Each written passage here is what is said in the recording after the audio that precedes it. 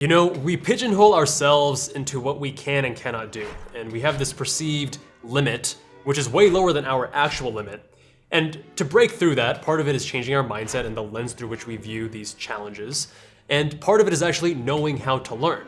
Learning how to learn back in med school totally transformed my life. I was able to save time, I was much more efficient, and also more effective. So I was studying less and getting better grades in school, and that meant more time for other things that were important to me. So back in medical school, I started my first company, which is a biomedical incubator, and by learning how to learn, even with those business skills, which I hadn't really developed at that point, we were able to scale it and grow it pretty quickly. In med school, I also started Med School Insiders, my first and my main YouTube channel. And again, no video experience, but through learning about YouTube strategy and these basics, I was able to grow from zero, no following at all, to 100,000 subscribers in 5 months. And you can take these skills to just about anything in life. So when it comes to racing my car, a lot of these strategies here, I still apply there, and they help me grow and develop my skills and get faster track times much quicker. And when I was working as a doctor, when I was doing plastic surgery, same thing. I was using these same techniques to improve my skill set, my dexterity, the various things you need to know in the operating room. So these are 10 ways to learn faster, and there may even be a bonus at the end. The first is to embrace the sloppiness. In grade school, we learned that learning is linear. You do one chapter, you read one chapter in a book, then you do practice questions, maybe you have a classroom discussion, then the next chapter, and so on and so forth. But the most effective learning isn't linear and straightforward like this. It's actually kind of scattered. It almost seems disorganized, it's not really, but it's sloppy, it's kind of messy in a way, and that's actually good. You first want to build this mental scaffolding, and then later on you fill in the details. And a linear way of approaching things just doesn't work well for that. You can also think of it as like a tree trunk, and off the tree trunk, which is the core foundations, the basic principles of what you're learning, you then have branches, and larger branches give off smaller branches, and those smaller branches eventually give off even smaller branches and then leaves. So the further you go along in this tree, the more and more details you want. But what a lot of people try doing is learning the leaves, the details, too soon. But you first need to work on that scaffolding, that framework. So with surgery in the operating room, you're not reading a book and then doing this very linear kind of approach to first I do this, then that, and then now I'm gonna be a great surgeon. You're actually attacking it from different angles simultaneously. So while you are reading the theory, you're learning about anatomy, you're learning about the theory of suturing as well. You're also practicing it on your own before you even get to the operating room. Then when you're in the OR, you start with smaller tasks and eventually work to larger tasks. And all these things are happening at the same time. It's not a linear path. Now the sloppiness brings us to number 2, which is immersion, which is just sloppy by default. Now we often hear about immersion when it comes to foreign languages. That's the most common example. So I took 4 years of Spanish in grade school, and I was very slow at learning Spanish in that kind of setting. But once I got to medical school and I had to use Spanish with a Spanish-speaking population, I learned, like, a lot of it came back, but then I learned so much more, so much faster because I was immersed in it. And same thing when I actually visited Mexico for the first time. When you're immersed in something, you can't rely on crutches. You can't have an easy way out, and it acts as these guideposts to keep you on target and to not take any shortcuts. Same thing with racing your car. So you can watch the videos, you can watch the theory of the apex and the fastest racing line, tire temperatures, watch Lewis Hamilton, watch the experts, but until you actually put your butt in the seat of that car and you're experiencing the G-forces and the adrenaline and the steering wheel in your hand and the weight of that and the the stick shift, and maybe you miss shift every now and then, you're not gonna learn nearly as fast until you do that. Number 3 is to prioritize intensity over duration. A lot of people will tell you how many hours they put into studying for a various subject. But let's say someone studied 5 hours for a test. Were they really studying 5 hours? They took some breaks, they checked their Instagram, did some emails, or chatting with a friend. You want to prioritize intensity over duration because that's a better indicator of how much you actually learned. I learned about intensity and the importance of it back in med school because when I sat down and was super focused with these active learning methods that force focus, you can't kind of dilly-dally with them, then I was able to learn way faster. And these active learning methods, they weren't comfortable, they weren't fun initially, I really didn't like them, which brings us to the next point, to seek discomfort. So with our new MCAT study tool, MEM, we've actually designed desirable difficulties into the product. Now what that means is that if something is too easy, you're not challenging yourself, you're kind of more or less learning what you already know or learning very slowly.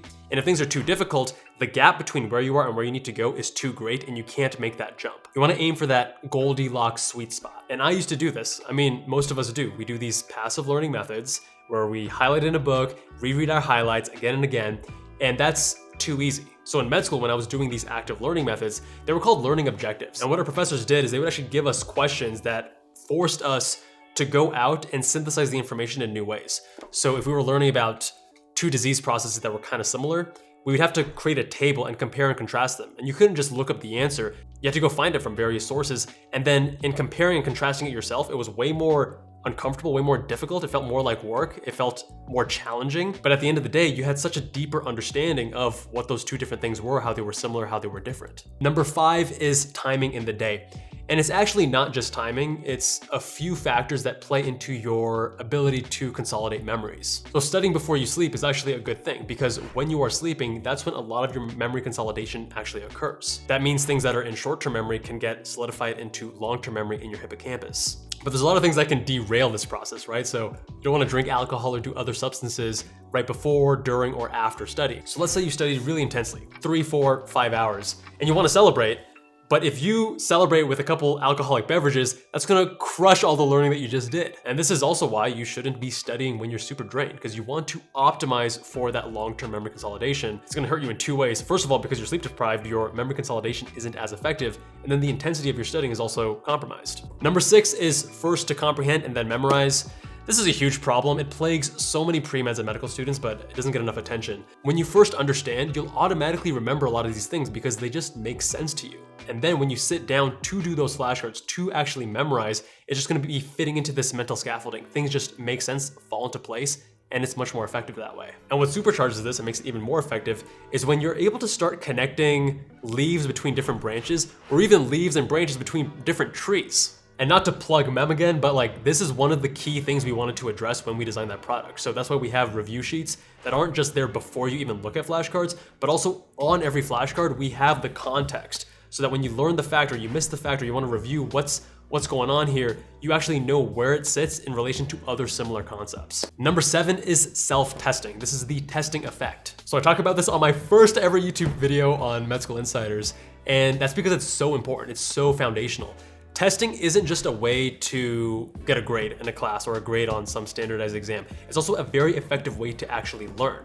And most of us only realize this when we're studying for the MCAT and we do practice problems and practice tests, or for the USMLE, same thing. Part of the reason this actually works is when you are testing yourself, you have to retrieve that memory. And without getting into all the neuroscience details, essentially to more effectively encode a memory, retrieving it, it's a powerful factor that makes the memory consolidation more effective. Number 8 is spacing it out. So if we're talking about the testing effect, then it's only natural that we talk about the spacing effect. So the spacing effect comes from Hermann Ebbinghaus, I believe it was, and he created this forgetting curve. So when you first learn a piece of information, you're going to eventually forget it. It's gonna decay with time, which is normal. You obviously don't remember everything back from your high school biology final because of this memory decay effect. But the theory is that if you retrieve it right before you forget it, right at that optimal point, which is most effective, then you remember it again, and the next time it's gonna decay at a slower rate. And by doing this, you can space out the intervals at greater and greater intervals, and you'll still remember that information. Now, the important thing to note here is that you're not just exposing yourself to the information, you're not just looking at your notes, right? You wanna incorporate the testing effect. So right before you forget it, you do a flashcard, right? And that is you retrieving the information and more effectively consolidating that memory, and then again and again at greater intervals. And both Anki and Mem do this. Number 9 is to hire a coach. And this is one of the most effective techniques, but it's also the most expensive by far. And the reason it's so effective is that it works on multiple different levels. So one being accountability. If you stop putting in the work to learn something, then obviously you're not gonna learn it. But more importantly, there's this one-on-one tailoring benefit. So for example, I hired a personal trainer about 1.5 years ago, and I visited him a few months back, and he pointed out things to me that I wasn't aware of. Things about my form, things about how close I was to failure, that even with a video, sending him videos versus being there in person, it was such a powerful, I was wowed. So much so that I actually have made it a point to go visit him every few months out in Austin. Number 10 is to teach. And teaching is actually one of the most effective ways to learn. We talk about the Feynman technique as taking advantage of that. And for those who don't know, the Feynman technique is essentially you explaining concepts in a simplified version. And I did this a lot in medical school with my study buddy. We would teach each other what we were learning to make sure we understood it. Because again, you want to understand before you memorize. One of my fondest memories with teaching was actually anatomy lab. I volunteered to be a TA as a 4th year medical student, teaching the 1st year med students. And teaching is super rewarding, it's a lot of fun, but it was also very effective at me learning, right? Or rather relearning things that I had forgotten from my 1st year anatomy. Because I may think oh yeah, I know this thing, I remember this anatomy or this organ system.